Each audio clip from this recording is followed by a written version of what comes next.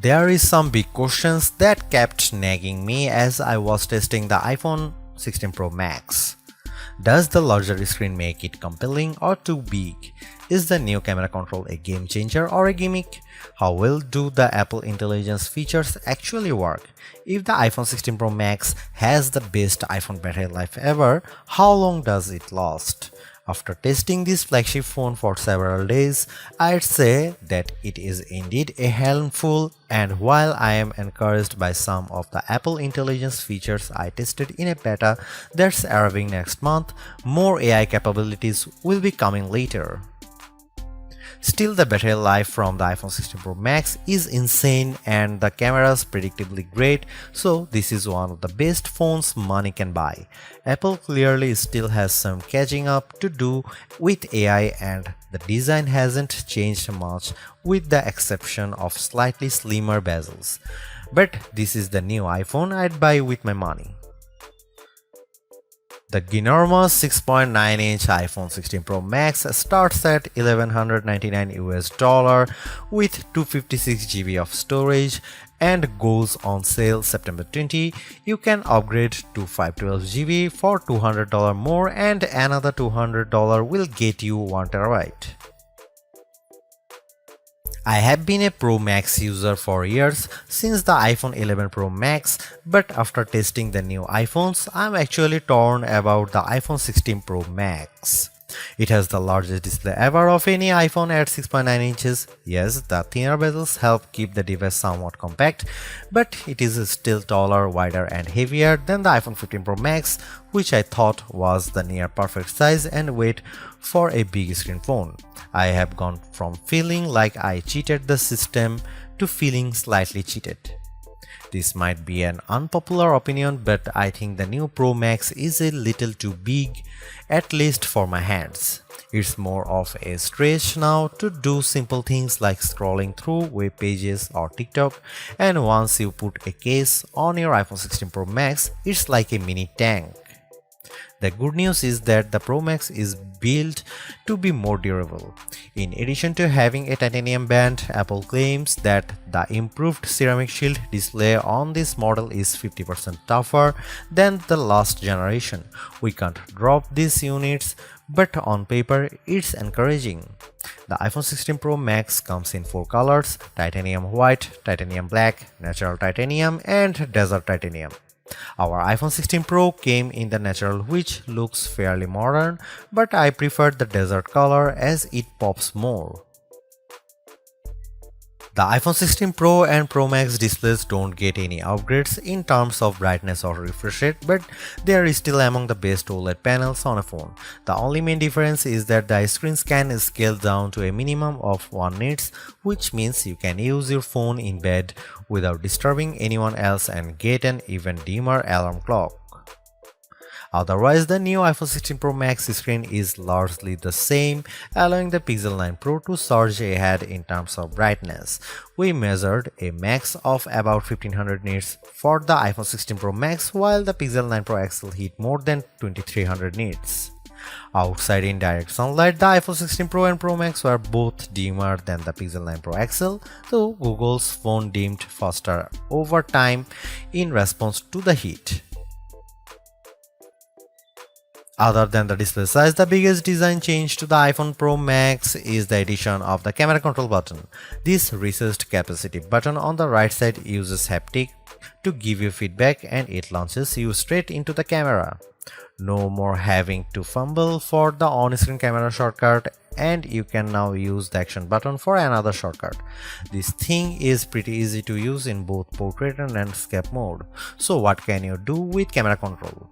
A lot, actually.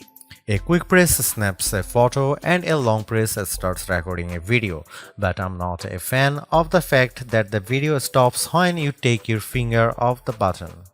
You can also slide your finger across the button to zoom in and out, which is pretty smooth. Not as smooth is the double soft press, which launches a sub-menu of various options, from tweaking the depth and exposure to toggling between multiple photographic styles. Camera control works well, but applying just the right amount of pressure and remembering what a single press and double press do takes practice. I also wouldn't recommend taking macro shots with the camera control, as it shook the camera when I got super close to a subject. The iPhone 16 Pro Max gets a bunch of camera upgrades, starting with a new 48 megapixel fusion camera for the main shooter that's designed to read data faster. The result should be zero shutter lag and faster focus. I took some shots of people passing by on scooters and moving taxis at the same time on the iPhone 16 Pro Max and iPhone 15 Pro Max, and the new iPhone was indeed faster. The results were not necessarily sharper though, as you can see in this side-by-side comparison. Here are some camera samples of iPhone 16 Pro Max.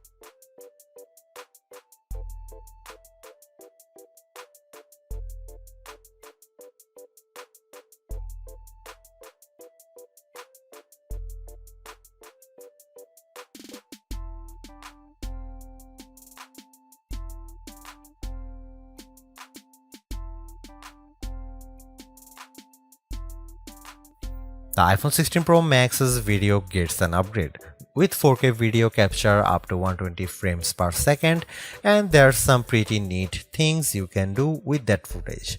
Using the playback speed controls, I could slow down a ping pong match to 50%, 25% or 20%, and the footage still looked sharp. The iPhone 16 Pro Max is indeed an iterative upgrade, and maybe it wouldn't feel that way if Apple Intelligence was available today along with all the promised features. Instead, it's going to trickle out over time, so I would not to be in a rush to upgrade. Having said that, I think that iPhone 16 Pro Max is the best phone money can buy right now if you want the biggest screen and longest battery life. It lags in zoom versus the S24 Ultra, but you get more endurance, better camera quality, and plenty of creative features like photographic styles and audio mix. I actually preferred the AI capabilities of the Pixel 9 Pro XL series with its smarter Gemini Live voice assistant and other features like Add Me for photos and Pixel screenshots. But the Pixel's performance and battery life trail the iPhone 16 Pro Max. For me, the iPhone 16 Pro Max retains its title as the best phone, but it's not because of Apple Intelligence.